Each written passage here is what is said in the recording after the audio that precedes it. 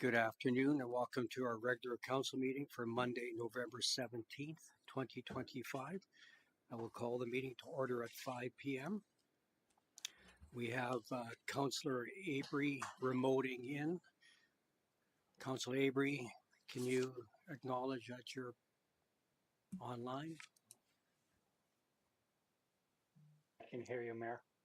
Thank you.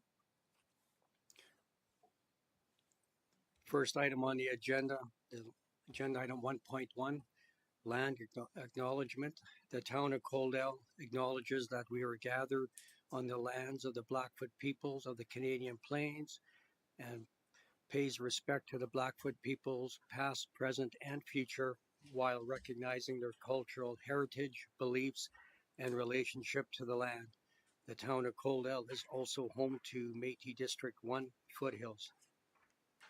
Agenda item 1.2, Conflict of Interest Declaration, Pecuniary and Non-pecuniary. Are there any in the room this afternoon? Councillor Avery. No, I don't. Thank you. Moving on to agenda item 2.1, acceptance of the agenda for November 17th, 2025. Are there any additions or deletions? Seeing none, could I get someone to make a motion that council adopt the regular council meeting agenda for November 17th, 2025 as presented? Councillor Pickering makes that motion. I'll call for the vote.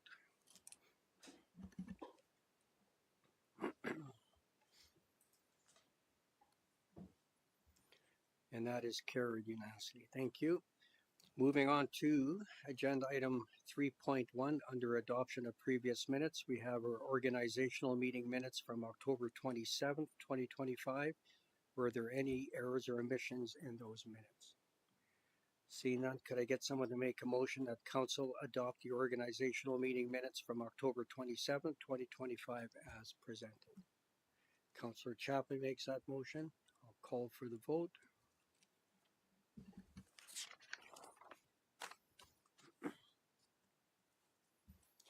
And that motion is carried.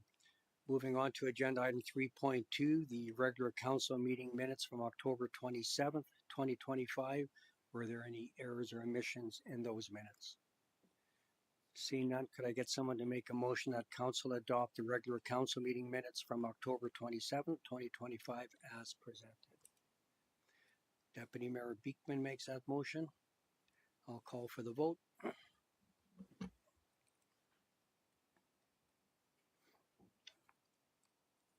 And that motion is carried. Moving on to agenda item 3.3, the special council meeting minutes from November 3rd, 2025. Were there any errors or omissions in those minutes? Seeing none, could I get someone to entertain making a motion that council adopt the special council meeting minutes from November 3rd, 2025 as presented? Councillor Saylor makes that motion. I'll call for the vote.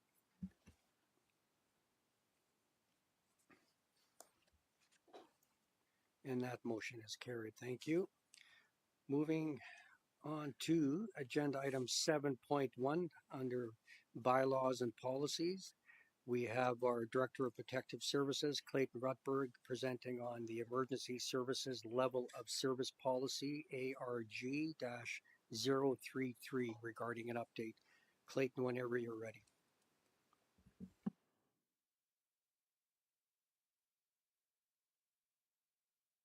So just bringing this policy back to council for revision. So the purpose of this policy is it sets out what services that Coldell District Emergency Services offers.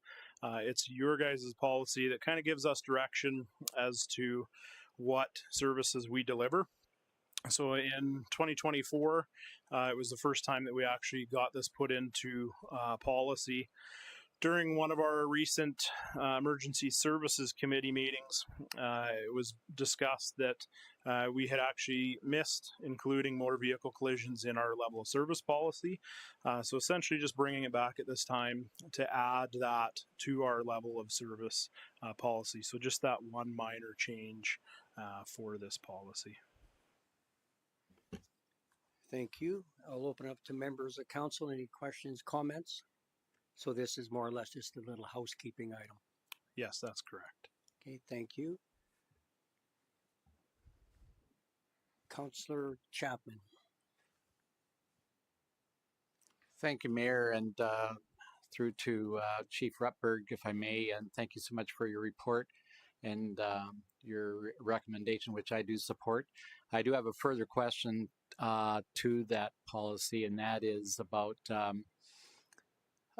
training for water. If you could help me out a little bit here, in that it's not specified in that policy, but you address it under in your report that will be further on the agenda as to water training or water rescue. I guess you have it here as. Yes, so it is listed as ice rescue, which is the equivalent of surface rescue as well, which falls in our policy under the 1006 ice rescue. So it's the same training to that extent. So the ice rescue is the same as, I guess. Yeah, so we only do surface. We don't do any subsurface. So it's basically stuff that's on the surface of the water that we would do. Thank you very much for your clarity. Thank you. Seeing no more questions, could I get someone to entertain making a motion that council approve the revision to the emergency services level of service policy ARG-0-33? Councillor Pickering makes that motion. I'll call for the vote.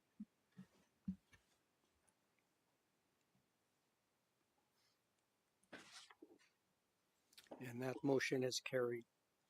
Thank you, Clayton. Moving on to new business, agenda item 8.1. We have Lana Antony, our municipal clerk, giving us an update regarding her role as returning officer for 2025 for the municipal election with a summary and recommendations. Lana, whenever you're ready. Thank you, Mayor and members of council. I'm pleased to include my report tonight as a summary and recommendations based on the recent 2025 municipal election that was held in October. And I included quite detail in my report, but there are some specific areas that I wanted to point out today.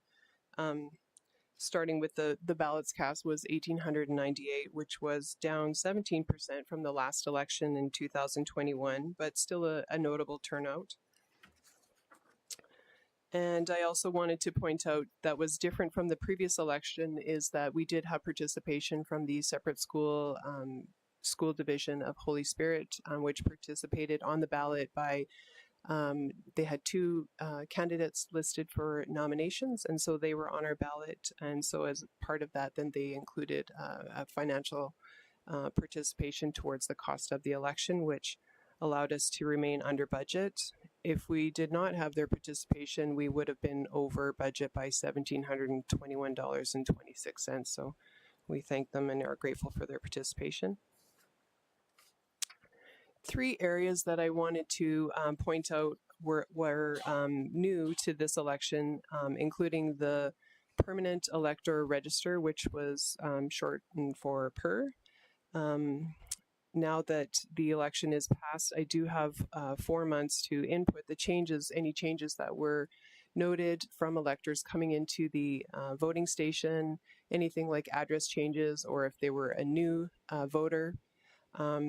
There was some instances that I can't speak to, I don't know, because the list was provided by the province, but I did notice a few like husband wives that came in to vote, and the husband would be on the PER, but the wife was not, and collectively they said they've been voting together for the last 25 plus years. So, you know, why one was on the PER and one wasn't, I can't speak to it, I don't know, but those changes are noted, so those will be some of the updates that we will be making to update that. So that is due to the province by the end of the month, or end of March, so I'll be working on that over the next few months.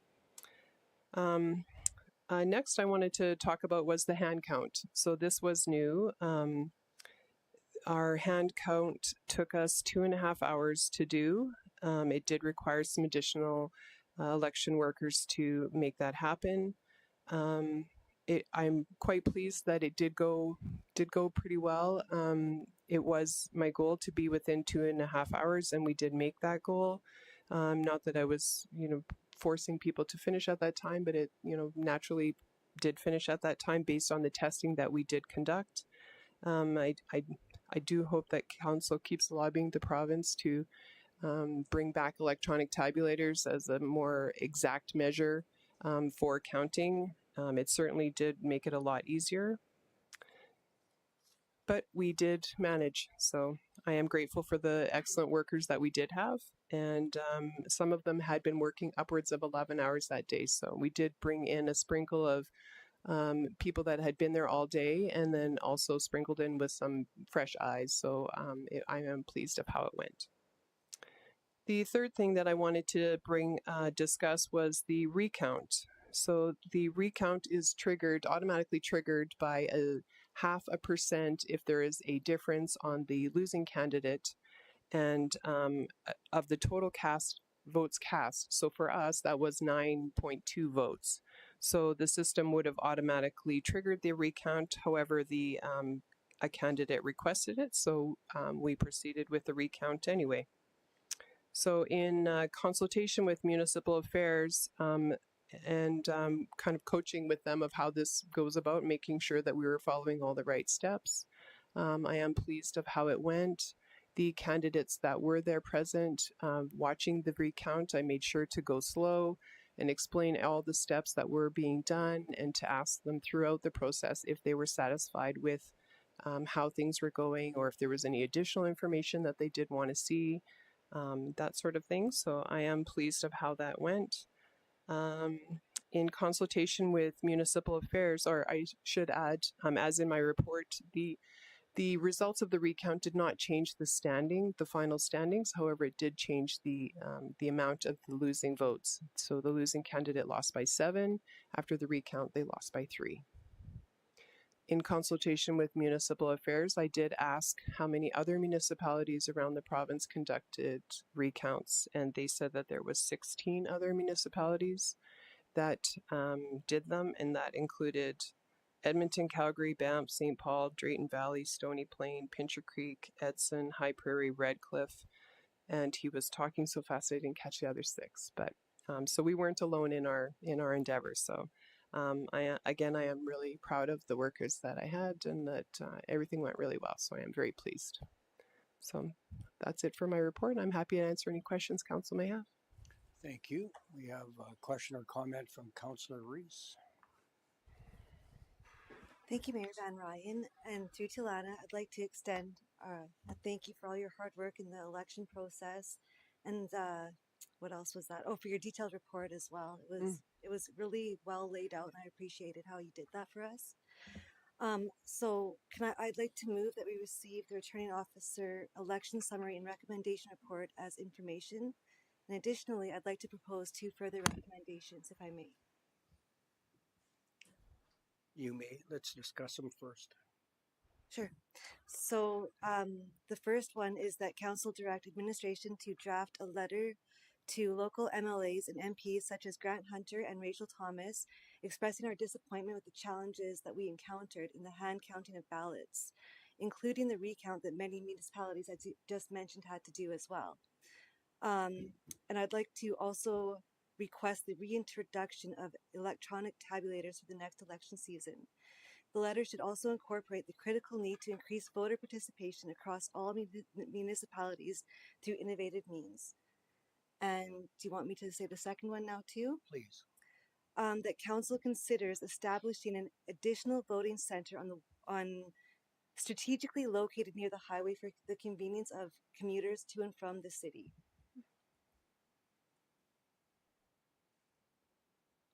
Okay, thank you. So instead of making those actual motions like the MLA Hunter one, that would be a good one to make. For the, we need to explore that. So if you could email our municipal clerk and CC all the council those 2 motions, and then we can, I think we can gather by the way you explained it that we can vote on each one of those separately. Okay. Okay, so Councillor Reese, you made the motion that council receive the returning officer election summary and recommendation report as information, correct? Yes. Okay, any further discussion? I'll call for the vote on that one.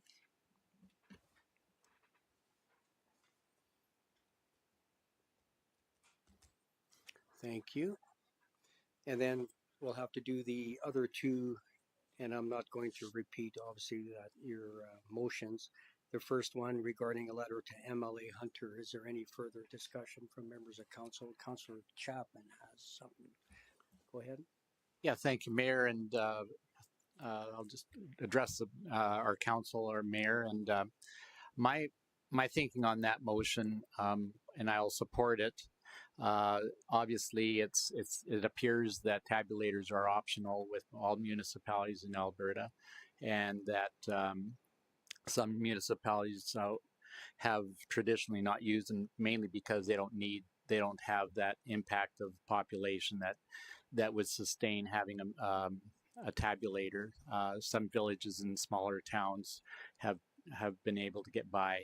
So I think that option should be left with municipalities as opposed to making it a unilateral or a blanket requirement, I guess, if that's where the appetite in the letter.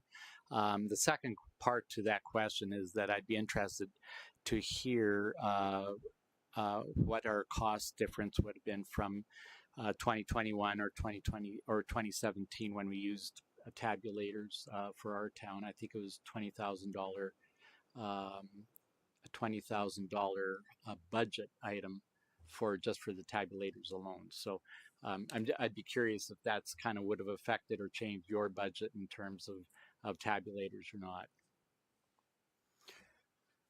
Municipal Clerk Lana Antony can respond to that. Thank you. Through to Councillor Chapman. Thank you for the question. And I don't recall exact numbers offhand, but we were under budget last election with the use of the electronic tabulators, and I believe I'm going to say about $6,000 offhand. But I also wanted to add, it is an option, like regardless if when tabulators were allowed, it is an option and based on budgetary that a council approves whether or not they decide to go with a tabulator or not. So it is the option of the municipality. It certainly wasn't enforced for everyone. And I appreciate that not every municipality has those budget to do that. And I am grateful when council did approve that. But I do believe the last election it was about 6,000 under budget based on, but we also didn't have to, the labor as well. Like we didn't have the extra labor for that as well. So. Thank you. So there is a motion on the floor by Councillor Reese regarding a letter to our MLA Grant Hunter regarding tabulators. Is there any further discussion on that? I'll call for the vote. We have to vote manually on this one. Councillor Pickering? That's carried unanimously. Thank you. And then just before we, Councillor Avery, I apologize. You had a question, or you voted, sorry. Or did you have a question as well?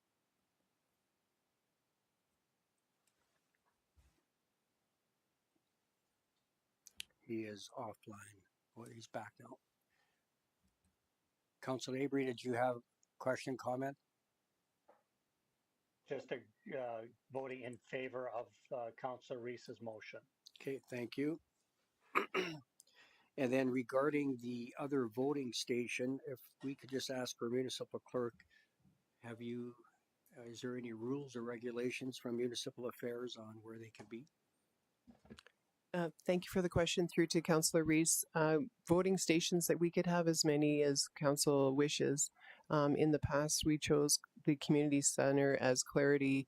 I know that sometimes in the provincial and the federal elections, sometimes people show up where they think they're supposed to go, or they're unsure of where they go.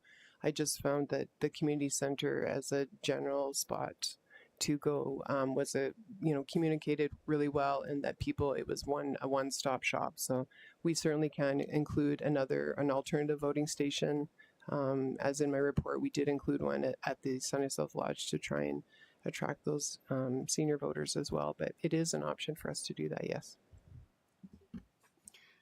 Thank you. So the Reader's Digest version of Councillor Reese's motion is to explore a further opportunity for a second voting location. That's correct. I'll open up to members of council. Questions, comments? Councillor Chapman. Yeah, thank you, Mayor, and maybe through to Lana. I guess the traffic flow into the community center seemed to be logical, practical, suffice. You didn't have really long lineups over the all 4 periods and election day, so it seemed to be a very good location, central to the whole community, and with a good amount of parking as well.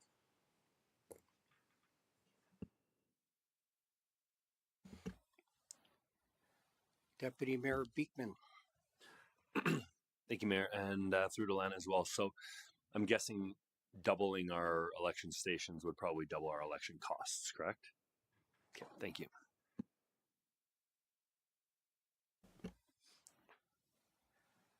Councillor Reese.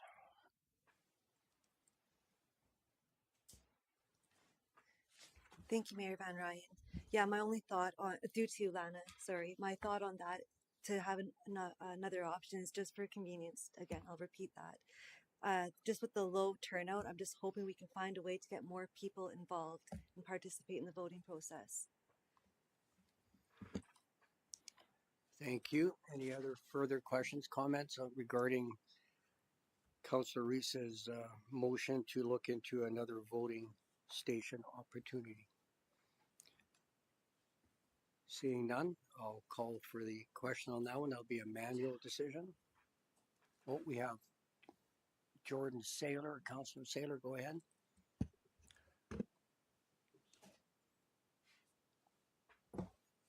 Go ahead. I would be fine with maybe just looking into it. I don't really think it's a necessity so much. Like it could be a little bit more convenient, but I think with Coaldale being the size it is, I don't think it's that inconvenient to go to the community center. I would, however, be interested to know what the cost is, so that if we were interested in doing something, we could have a dollar value assigned, and then perhaps we would use that money for advertising or something like that to help try to get more people to come out to vote. I think that would be better spent if we tried to do some sort of advertising or something than just opening a second polling one. But I would be curious to know what the cost is and then what we would be able to put into some sort of advertising or something. Thank you. Seeing no more discussion, this will be a manual vote. All those in favor? Councillor Avery. Councillor Avery, Yes. are you in favor of Councillor Reese's motion? Yes, I am. Thank you. So that is carried unanimously. You're able to capture all that? And then Councillor Reese will send out an email as well. Moving on to agenda item 8.2, we have Cameron Mills, our Director of Growth and Investment, giving us update regarding our comparative analysis. I guess Jonathan Wensveen is going to be doing that one. John, whenever you're ready.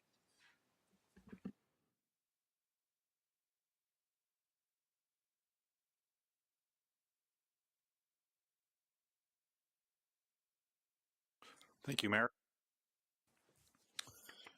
So the purpose of this staff report is to present some of the key findings in the town's forthcoming 2025 comparative analysis. Some background information on the comparative analysis. This is a document that's published annually and stands alongside the town's operating and capital budgets, audited financial statements, and annual reports as one more tool for analyzing the efficiency of Coaldale's operations and service delivery. Its chief purpose is to provide town residents and business owners, both current and prospective, with a better sense of how Coaldale is being run, as well as provide town's elected officials with a better understanding of how to make Coaldale a more competitive and attractive place to live, work, and play. In keeping with the town's 2024 analysis, the town's 2025 analysis compares Coaldale's financial and operational performance to the financial and operational performances of 9 other peer or neighboring municipalities: Blackfalds, Drumheller, Edson, Innisfail, Hinton, Lethbridge County, Olds, and Tabor. Once again, all the information in the analysis comes from publicly available high-quality sources. These include audited and published financial statements or information published by the federal or provincial government, such as the province's annual Equalized Assessment Report. Finally, in keeping with the town's 2024 analysis, the town's 2025 analysis compares Coaldale to its peer and neighboring municipalities across 7 benchmarks: total revenues and operating expenditures, salaries, wages and benefits, executive compensation, taxation and assessment, assessment growth, population growth, and crime severity. And the reason why we compare Coaldale to other municipalities across these benchmarks are for 2 reasons. One, the sheer volume of data available in Statistics Canada reports, provincial equalized assessment publications, and audited financial statements make it possible to develop any number of performance metrics. But the ones we chose confine our approach by measuring benchmarks that are meant to provide a bird's eye view of the relative financial, operational, and social health of each municipality. And then the second reason we measure these benchmarks is because we can do it consistently on a year-over-year basis, which allows us to avoid the accusation that we're just cherry-picking stats. So with that, I'll turn to some of the findings. So benchmark 1 measures total revenues and operational expenditures for the year of 2024. And on the left side of the screen, you see per capita operational expenditures. And Coaldale is about $1,900 per resident, while the peer average is roughly $2,700 per resident. So Coaldale is the lowest in the comparison group at about 72% of the peer average. And then on the right, you see operational expenditures as a percentage of total revenues.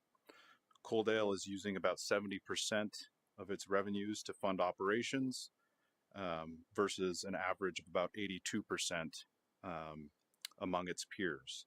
So again, we're at the bottom of the pack, meaning a larger share of our revenues is available for things like capital investment, debt reduction, or reserves, rather than being consumed entirely by day-to-day operating costs. Benchmark 2 measures salaries, wages, and benefits. And I'll note here before getting into the data that Lethbridge and Tabor have been adjusted to exclude policing payroll so that we're comparing apples to apples. So on the first chart on the left, you'll see per capita salaries, wages, and benefits. And Coaldale is again at the bottom of the peer group. We're at about $800 per resident, compared with a peer average of roughly $1,060. On the second chart, you see salaries, wages, and benefits as a percentage of tax revenue. Coaldale is about 73% of tax revenue going to payroll versus a peer average of about 81%. Only Lethbridge County allocates a smaller share of its tax revenue to staffing costs.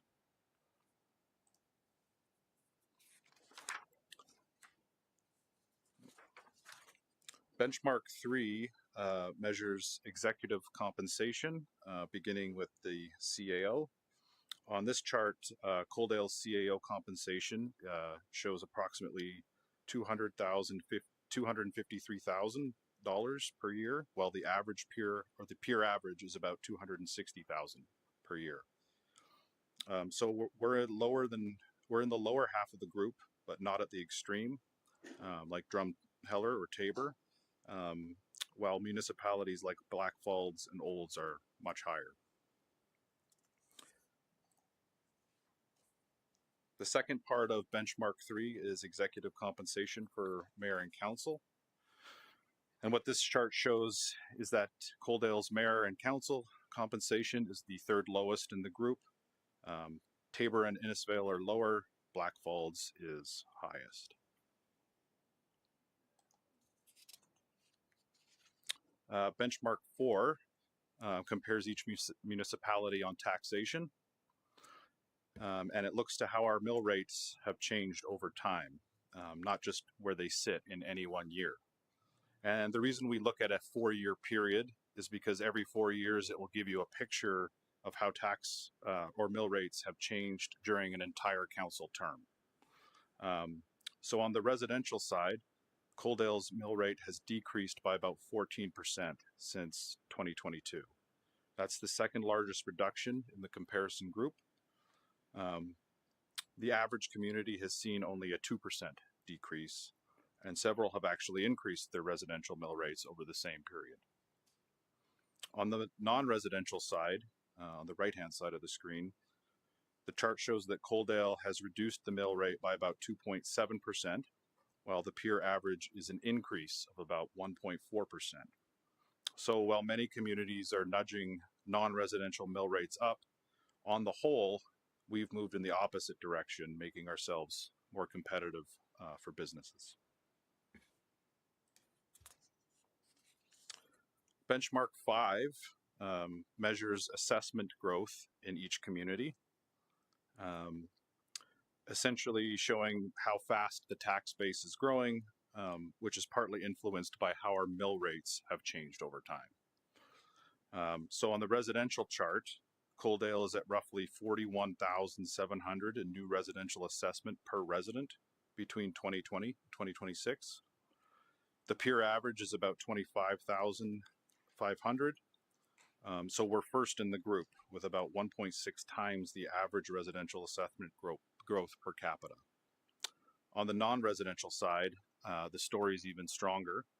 Coaldale is at about $19,600 in new non-residential assessment per resident, compared with a peer average of around $7,600. And so that's more than 2.5 times the average.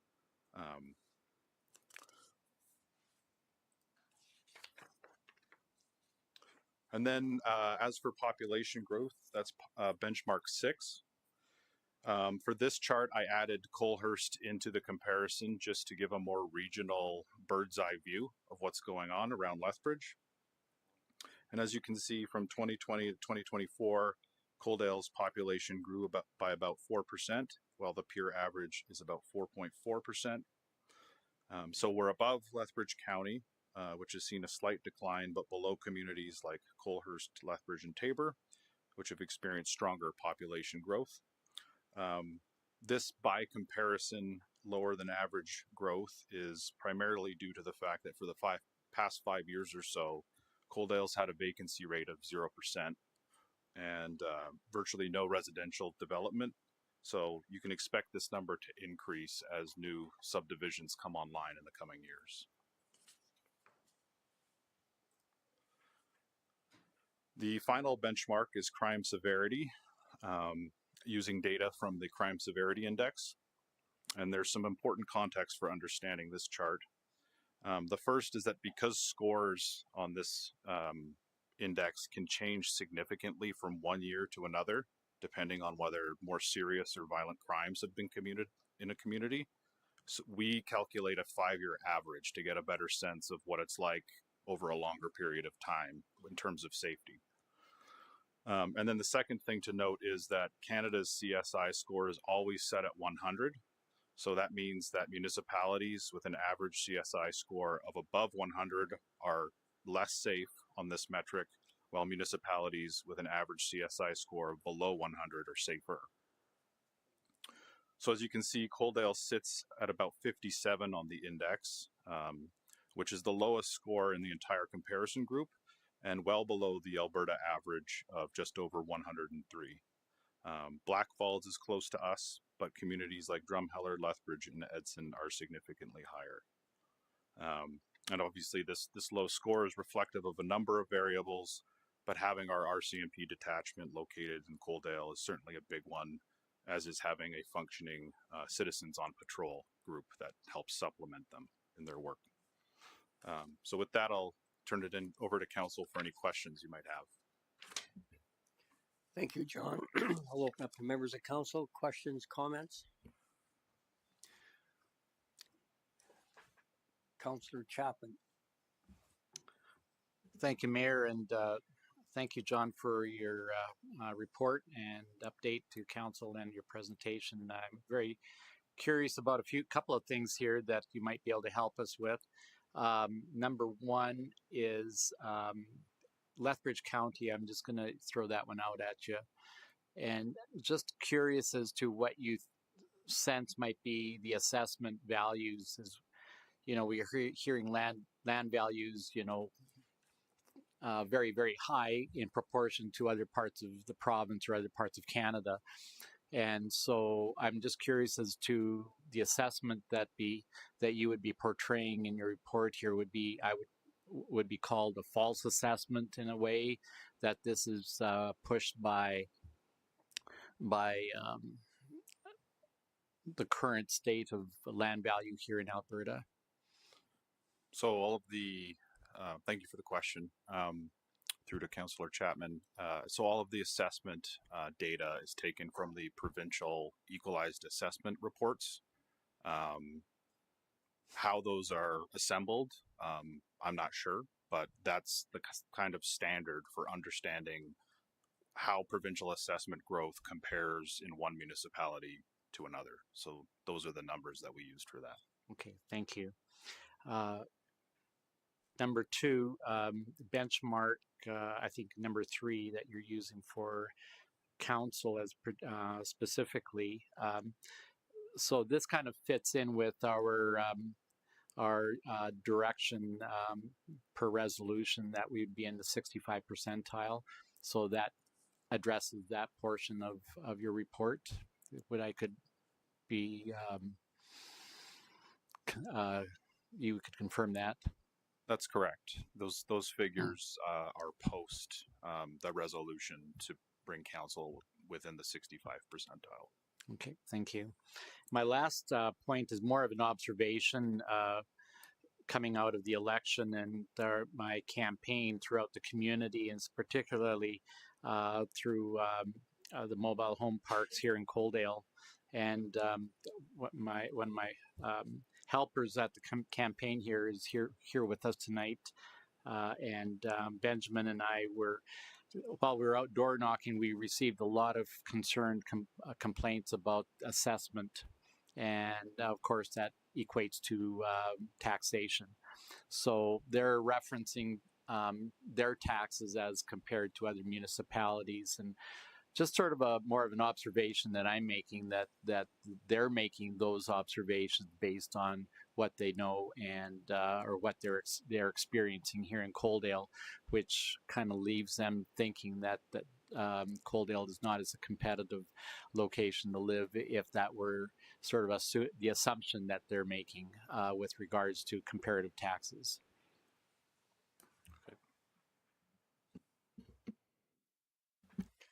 Thank you. Any other questions or comments? Well, thank you, John. You put a lot of work into this with Cameron Mills, so we appreciate seeing this report once again. With that being said, I need someone to entertain making a motion that council receive the key findings in the town's forthcoming 2025 comparative analysis as information. Councillor Pickering makes that motion. I'll call for the vote.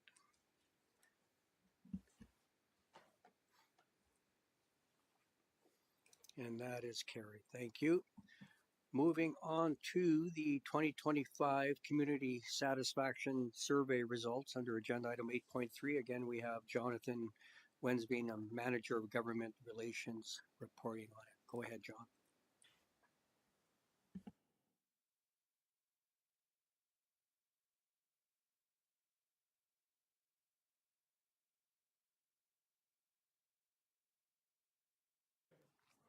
Some background: on June 1st, 2025, administration launched the town's 2025 Community Satisfaction Survey.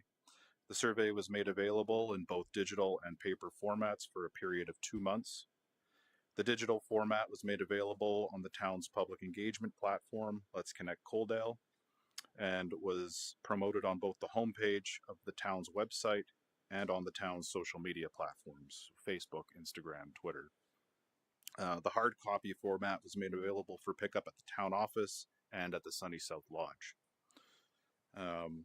In terms of stakeholder engagement, the survey was advertised via the town's social media platforms on Monday, June 2nd, Monday, June 16th, Monday, June 30th, Monday, July 14th, and Monday, July 27th. The survey was also advertised via the town's homepage banner for the entirety of its length.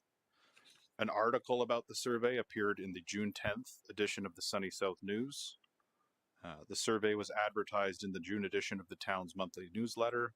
And finally, the survey was advertised through a blanket delivery of flyers with QR codes to all Coaldale households and businesses. So with that, I'll go through some of the survey here. Just a little bit of background. So as I said, it was conducted from June 1st through July 31st. So during that 2-month period, we had a total of 378 responses. And of those 378 responses, 370 were completed electronically on the town's public engagement platform, while 8 were completed on paper and submitted at the town office. Of those 378 responses, only 2 were completed by non-residents. So that gave us a final total of 376 responses. Now, the survey was conducted using a method called self-selection sampling, also known as voluntary response sampling.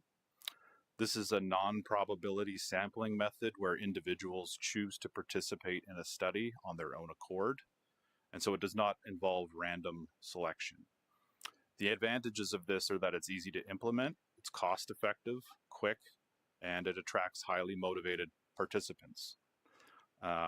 The disadvantage is that there can be selection bias, lack of representation, over-representation of certain views, and difficulty generalizing findings. So this relates to survey accuracy at the end of the day. Survey accuracy depends on meeting 2 criteria: random sampling and having an adequate sample size. So because the 2025 Community Satisfaction Survey used self-selection sampling, in other words, did not use random sampling, the only criteria it meets is adequate sample size.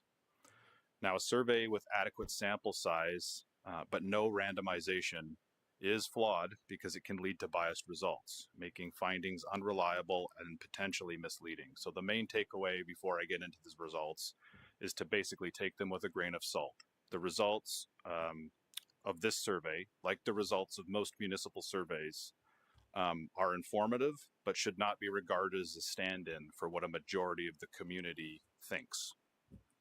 So, with that, question 1 of the survey asked about overall satisfaction with town programs and services. And so out of 376 responses, 130 said very satisfied and 192 somewhat satisfied. So that's 322 satisfied versus 44 dissatisfied, with 10 don't know. So among people with an opinion, about 89% are satisfied with the town's overall level and quality of services.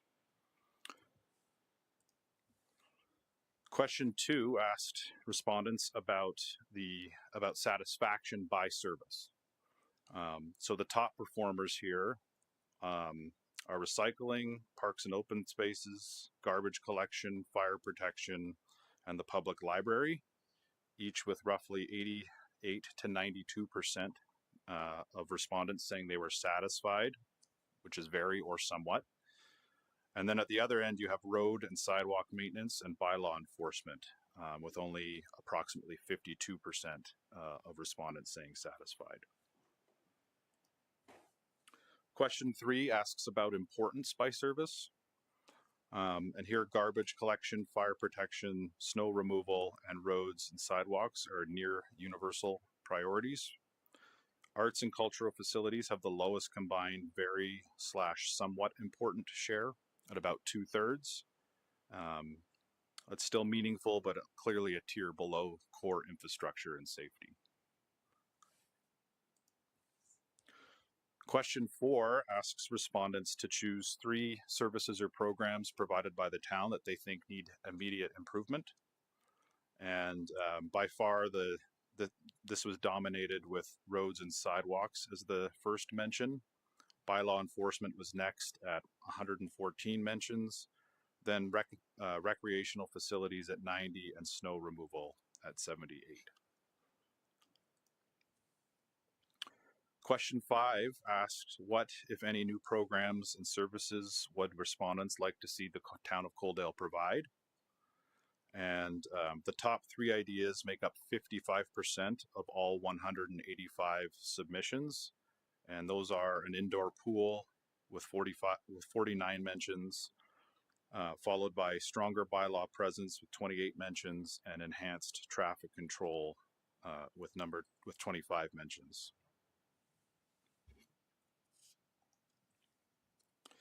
Question 6 asks respondents about whether they get good value for their taxes. 251 said either good or very good, versus 102 who said poor or very poor, with 12 don't know. So that's about a 71 to 29% split among those with an opinion.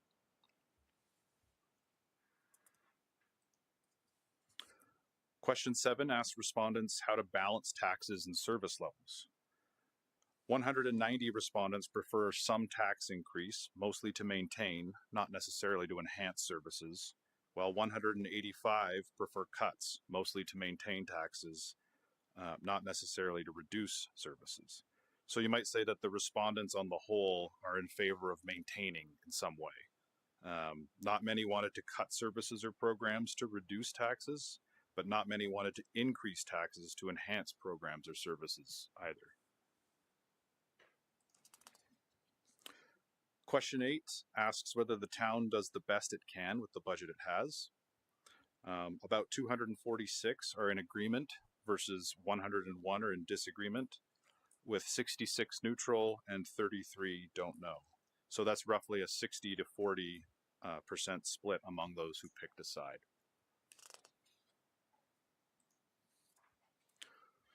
Question 9 asked about satisfaction with how the town is being run. And here we see a strong majority satisfied. 115 respondents said they're very satisfied, and 197 somewhat satisfied, compared to 55 dissatisfied and 9 don't know. So among those who had an opinion, that's about 85% who are satisfied. Question 10 asks whether the town is accountable to the community. And what the data reveals is that accountability scores are also high. 144 strongly agreed and 161 somewhat agreed, with low outright disagreement. Among those who chose a side, roughly 9 in 10 agree the town is accountable. So good news on that front. Question 11 asks whether people think the town practices open and accessible government. Perceptions of openness are also strong, approximately 302 in agreement versus 41 in disagreement, with about 33 don't know. Question 12 asks whether council considers residents' views when making decisions. The responses for this question echo the responses for the accountability question. About 247 agree, 42 disagree, which means a majority of respondents thinks council is in fact taking residents' views into consideration when making decisions. Question 13 asked about satisfaction with communication channels and methods. Communication likewise got a fairly high marks, roughly 331 agree versus 34 who disagree, with only a small neutral / don't know slice. Question 14 asks about the town's responsiveness to formal requests and concerns. And while the majority of respondents agree that the town responds quickly to requests, there's a large don't know response, around 28%. And so what that kind of suggests is that many respondents probably haven't submitted formal requests, so perceptions are shaped by a minority's direct experience with the town. Last two have to do with quality of life. Question 15 asks respondents to rate their quality of life on a scale of 1 to 10, with 10 indicating an excellent quality of life. Quality of life is strong. Median is 8, and the average is just under 8. The distribution clusters at 7 through 9, with a notable peak at 8, and very few low scores. So that shape, the high middle with a straight lean to the 8-10 area, signals people like living in Coaldale, even if specific frustrations may exist. Finally, question 16 asked respondents to list up to 3 things the town of Coaldale could do to improve their quality of life. And the top concerns were road and sidewalks maintenance, with 18.6% of respondents mentioning that. Crime and policing presence, with 13.6% mentioning that. And walking paths and trails, with 10.8% mentioning that.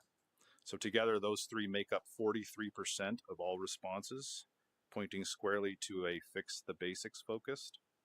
The next 2 highest were bylaw enforcement and an indoor pool, plus traffic in school zones. So with that, I'll turn it over to council with any questions that you might have. Thank you, John. I'll open up for questions, comments, members of council. Councillor Reese. Thank you, Mayor Van Ryan. Through to Jonathan. Thank you for the report. It was clear that you made an effort to get it out to as many people as possible through so many different means. So it is disappointing that there was such a small turnout of people who did the survey, even though it's people can do that themselves. My question for you is, I was thinking before that maybe this would be a good idea to be mindful of this survey during our strat planning next week, but given that it says here we should take it with a grain of salt, what are your thoughts on that? Thank you for the question, through to Councillor Reese. So I just wanted to put that as a prefatory statement to say that it's not up to the standard of social science. So this isn't something you could get published in an academic journal. But it is informative because it tells you of those who are concerned and who did fill out the survey, these are their concerns. And everybody has an opportunity to provide their feedback when we conduct a survey. So insofar as we did have 376 responses, I think it's worth taking that into account while making decisions.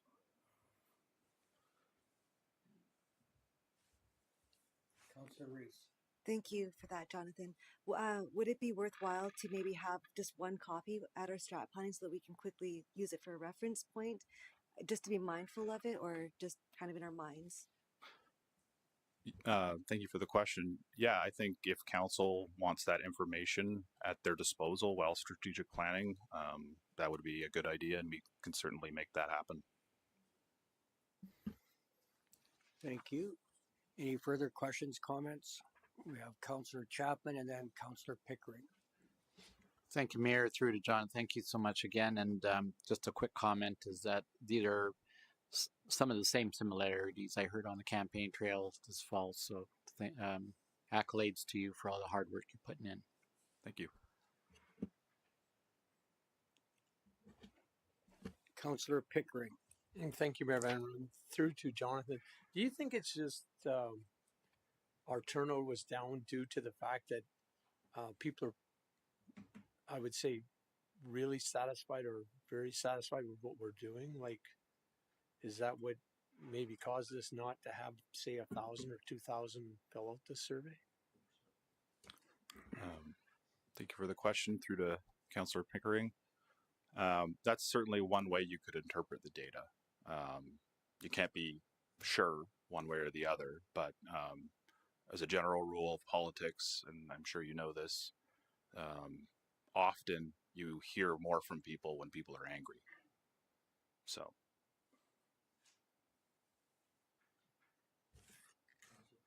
And thank you for that, because I was just going to say, mentioning that during the election, when we were doing our walking through the town, that's what we assumed that. I think why voter turnout was down was everybody, a lot of people we talked to were satisfied what was going on and really weren't too concerned about change. So I was just wondering. Okay, thank you. The one comment I would make is I don't know for those questions. They're simple questions. I don't understand why people don't have an opinion one way or the other. As far as getting more people to fill out the survey back to the voting, we need to hire that Caesar's Pizza guy or Mayor McGrath with the billboard and try and get the message out there better. So I see no more questions, comments. Thank you again, John. Could I get someone to make a motion that council receive the 2025 Community Satisfaction Survey results for information? Councillor Reese makes that motion. I'll call for the vote.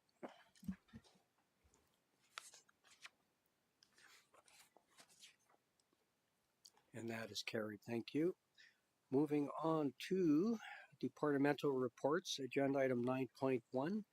We have our Director of Protective Services, Clayton Rutberg, presenting regarding the Q3 report. Clayton, whenever you're ready.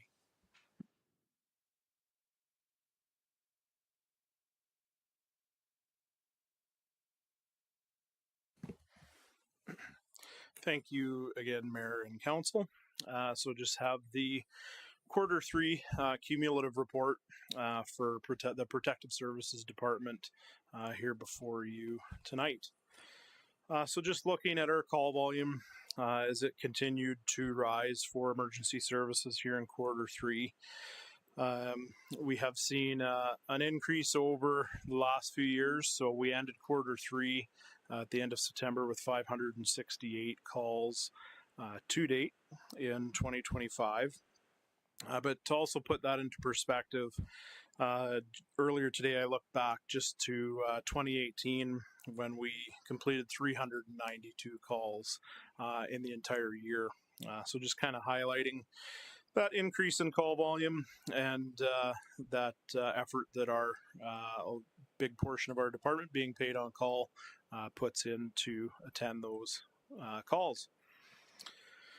Looking at this slide, it summarizes the distribution of incidents across our fire, rescue, alarms, hazardous conditions, medical responses, and other public safety type calls.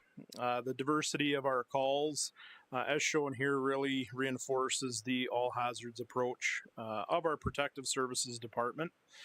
Also, again, just digging back a little bit into some statistics. As you can see on this slide, currently our medical and non-medical call volume split, we're currently at 52% medical, 48% non-medical. Back in 2014, which was the easiest to dig up, we were 62% medical. So a lot of more balanced out between our medical and our non-medical events. Also, again, popular statistic that we normally see is our code reds. We've had 26 to date this year, which is about average for our percentage of the medical calls, which it represents about that 8%. So kind of average and definitely down from a few years ago for percentage. Some other call information. We recorded 65 overlapping incidents this year so far, including 28 that were 2 overlapping at once and 3 where we had 3 overlapping events occurring at one time. Total between our county response district and town response district, we've had 17 times where we've requested mutual aid events. Our time on call this year to date so far is 334 hours. And again, kind of going back in comparison, in 2018, we had a total of 306 hours throughout the year. So again, as our As we get busier and our call volume increases, that time's gone up as well. We had a total of 638 hours, apparatus hours so far to the end of Q3. Again, with the majority of that being in Lethbridge County versus Coaldale, which is kind of a similar split that we normally see with a lot of our longer duration calls there. And then on our personnel hours, we've had a total of 3,874 to date this year. Our fire prevention statistics, and again, some of these are lower, especially with our tours and public education throughout September and October. We really didn't peak like we normally would with a lot of these schools on strike. We didn't have as many tours as we would normally see at that point in time. Not totally reflected on here, but you'll notice that through our year end that did drop a little bit. But our fire inspections, 183 in town and 33 in Lethbridge County. And then our fire investigations, 8 in town and 20 in Lethbridge County. The other piece to note, there was a lot of work as well with our fire prevention officer for safety orientations and core audit work that was done throughout September as well, which kind of balanced out not getting quite as much done in the fire prevention end of things. Our training in Q3 included a full schedule of operational hands-on training. Our members continued to maintain their skills across fire, rescue, and medical responses. With our call volumes continuing to increase, that need for regular high-quality training is more important than ever.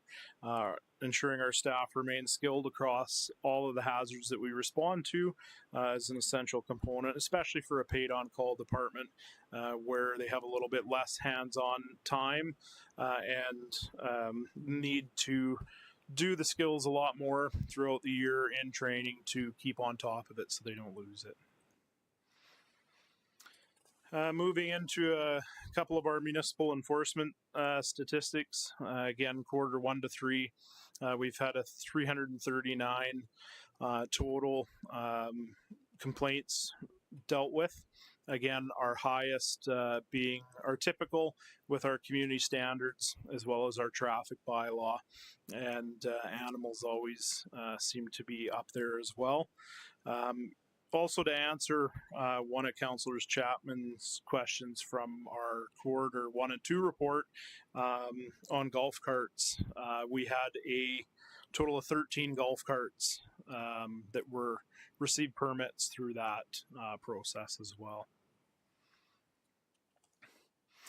And finally, one of our highlights here for our municipal enforcement team, as we work on kind of rebuilding our municipal enforcement team, we're welcoming Mike Newman, a familiar face, to the enforcement team. He joins us with 27 years from the RCMP, as you all well know, but he'll be taking over that more of that peace officer portion as our manager of enforcement services, whereas Mark Anderson will be looking more at the bylaw and regulatory end of things. But our municipal enforcement team, as we continue to move forward, is really focused on building an education-based enforcement and creating a very visible community presence and trying to gain voluntary compliance. Thank you, Clayton, for that very in-depth report. I'll open it up to members of council. Questions, comments? Councillor Chapman, then Councillor Reese. Thank you, Mayor, and thank you, Chief, for your report. And of course, you took the words right out of my mouth about golf carts. So I'll go on to the next question regarding medical. And you have on here call type for medical 293 total. Just a question on that: are all of those medical calls, are they going into Lethbridge? Do you know, or are they some of them referred to the Coaldale Healthcare Center? The majority of those would be to Lethbridge, yeah. Okay. We don't know the actual number or where their transports are, but the vast majority would be Lethbridge, probably almost 95%. that be something we can address as a council when we're speaking to our respective ministers in the future? That those kinds of numbers. Yeah, would be I'm not helpful. sure with the current facility type if most of their calls could be transported locally. I think most of them are required to be transported to an actual hospital. Okay, thank. My final question with regards to medical code reds, I've noticed this number seems to be still somewhat alarming. And having said that, noticing the number of ambulances here in the community seems to kind of contradict the number of code reds that we would have. Yeah, and I think it's a lot of how busy they are at the times as well. And I think some of that comes back to our overlapping calls. Oftentimes when we're running a couple calls at the same time, they're already running 2 or 3 themselves as well. Thank you. Councillor Reese and then Councillor Avery. Thank you, Mayor Van Ryan. And through to Chief Rutberg. You kind of answered a little bit of my question in your last response, and it was about the overlapping calls. And I was just curious to know if that ever puts a strain on your staff, and if so, if it results in code reds ever. Us ourselves haven't had any code reds this year. We have had them in the past where we've had larger calls and had to request another service to respond into our municipality. I think we had one in 2024, but again, that's typically we've had a couple fires going on and have had to ask for mutual aid for an engine from Lethbridge or another community to come into our community as well. It does add a bit of a strain. Fortunately, a lot of these calls are medical calls and are a lot less labor intensive and usually not overlapping by a long period of time. But we do often see, or not often, but we do see ones such as where we'll have a couple fires at the same time, which does obviously add some strain to us, but that's where our mutual aid comes into play.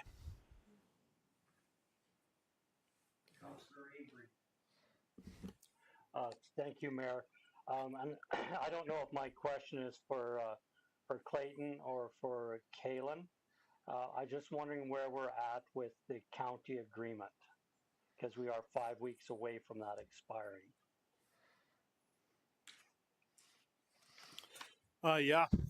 So currently we have sent a revised agreement back to Lethbridge County, and I believe as of last week, our CAO Kaylin has also received communication back to sit down with Lethbridge County to work on getting that finished off. Thank you.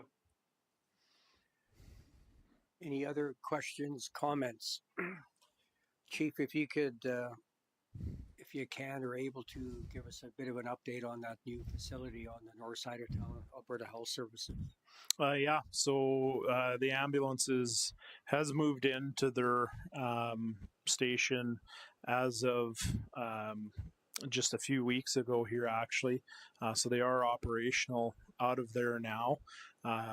So it does give a bit of a better shoot time ability for them now that they're not using the house that they used to use and the station at the hospital and back and forth. So a bit of a better shoot time, but hopefully a better environment for them to be in as well.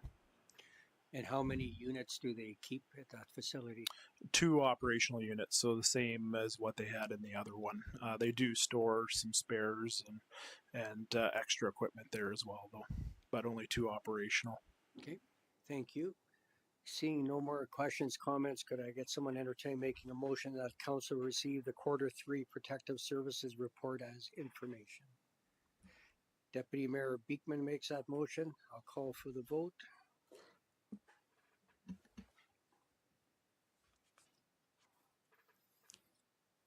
And that motion is carried. Thank you, Clayton. Moving on to agenda item 12.0, information items. 12.1, we have the October Mayors and Reeves meeting recap from MLA Grant Hunter. Any questions, comments on that information item? Seeing none, Agenda item 12.2, we have the Barons Eureka Warner FCSS Board meeting minutes from October 1st, 2025. Any questions, comments on that? Seeing none, moving on to 12.3, we have the summary of 2025-2026 Citizen Committee appointments. Any questions, comments on that one? Seeing none, 12.4, we have the summary of the 2025-2026 council appointed boards and committees. And our municipal clerk has let all the boards and committees know who their council rep is now.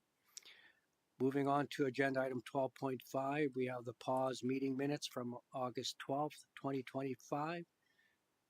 See no questions on that one. And finally, agenda item 12.6, the pause meeting minutes from September 16th, 2025.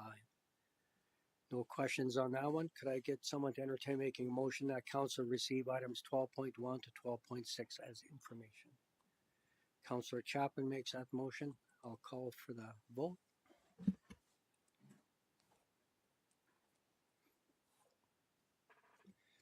And that motion is carried. That concludes the open portion of the meeting. So I will require a motion that council goes into closed session at 6:11 p.m. in accordance with section 197-4-B of the Municipal Government Act to discuss matters exempt from disclosure for items 13.1 subject to section 26, disclosure harmful of intergovernmental relations, and section 29, advice from officials, and item 13.2 and 13.3 subject to section 28, local public body confidences. Who cares to make that motion? Councillor Reese makes a motion. I'll call for the vote.